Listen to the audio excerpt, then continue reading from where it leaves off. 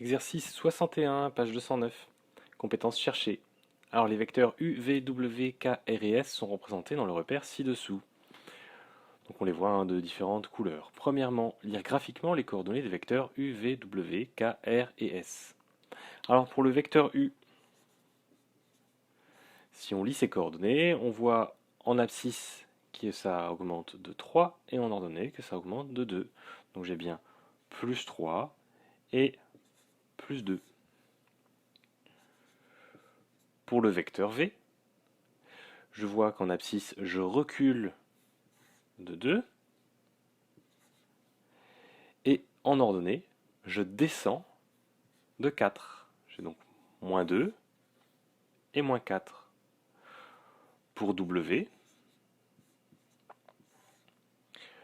je vois que j'avance en abscisse de 3 et en ordonnée, pas de mouvement, donc 0. Ensuite, pour K,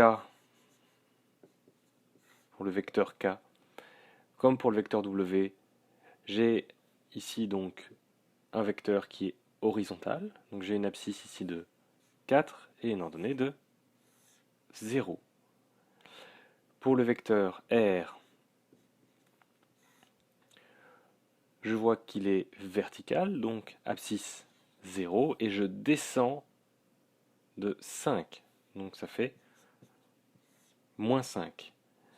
Et enfin, pour le vecteur S, j'avance de 3 en abscisse et je monte de 6 en ordonnée. Deuxièmement, quels vecteurs sont collinéaires? Déterminez la relation liant ces vecteurs. Alors les vecteurs qui sont collinéaires, on a dit qu'ils ont la même direction. On peut voir déjà assez rapidement que deux vecteurs sont horizontaux, ils ont donc la même direction, sont les vecteurs W et K. Je sais que si ces vecteurs sont collinéaires, alors il y a une relation avec un certain facteur qui permet de passer de l'un à l'autre. Alors W, ici, c'est les 3/4 de K.